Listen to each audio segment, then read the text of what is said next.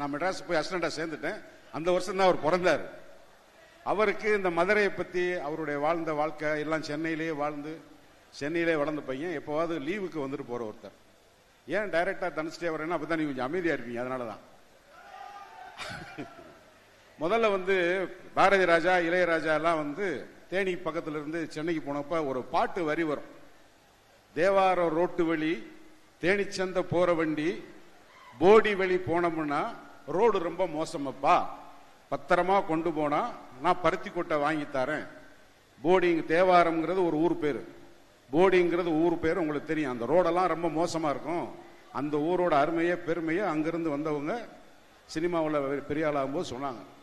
அதே மாதிரி அங்கே இருக்கிற சங்கராபுரத்துல இருந்து ஒரு இளைஞர், அவங்க அப்பா போய் அங்கே அசிஸ்டன்ட் டைரக்டர் ஆனதுக்கு அப்புறம் அவரு ஹீரோ ஆகி வந்துட்டார்.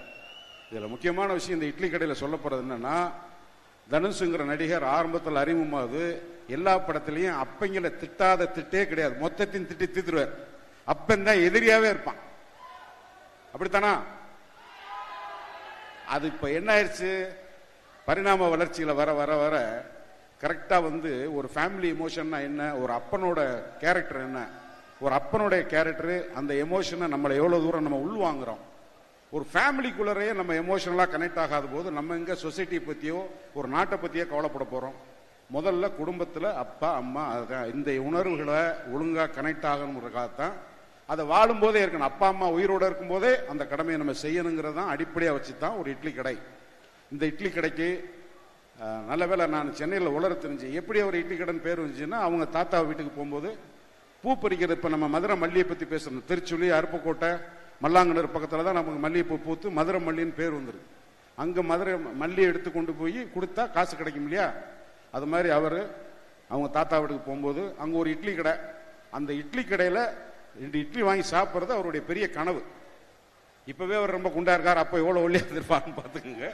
அப்ப போய் பூ பறிச்சு அதுல பாட்டி வீட்டுல காசு கேட்க கூடாது, அதுலயும் ஒரு சுயமரியாதை. இதெல்லாம் ரொம்ப மோட்டிவேட்டடா விஷயத்துக்காக சொல்லுவாரு. அந்த வயசுலயே போய் பாட்டி வீட்டில் ஒரு 10 பைசா அரைனா 3/4 ரூபா கேட்டா கொடுப்பாங்கல்ல, தென்னாங்க கேட்டா. ஆனா நம்மளே உழைச்சு நம்மளே வாங்கணும்னு பூ போட்டு அந்த காசுல போய் 4 இட்லி வாங்கி சாப்பிட்டு அதுக்கு ராத்திரிலாம் கனவு காண்றது 4 மணிக்கு எந்திரிச்சு அங்க போய் சாப்பிடணும் இட்லின்னு. அப்படி ஒரு இட்லி கடையை தான் இப்படி பண்ணா எப்படி இருக்குன்னு பேசி அதனால இட்லி கடை. இந்த இட்லி கடை எப்படி அப்பனுக்கும் மகனுக்கும் இருக்கிற ஒரு பாச பிணைப்பு. உயிரோடு இருக்கும்போது அப்பனை பத்தி புரியலையே, உயிரோடு இருந்தப்போ நம்ம அப்பாவை பார்த்திருக்கலாமே. அதை தான் இந்த படத்தின் மூலமா உங்களுக்கு சொல்ற செய்தி.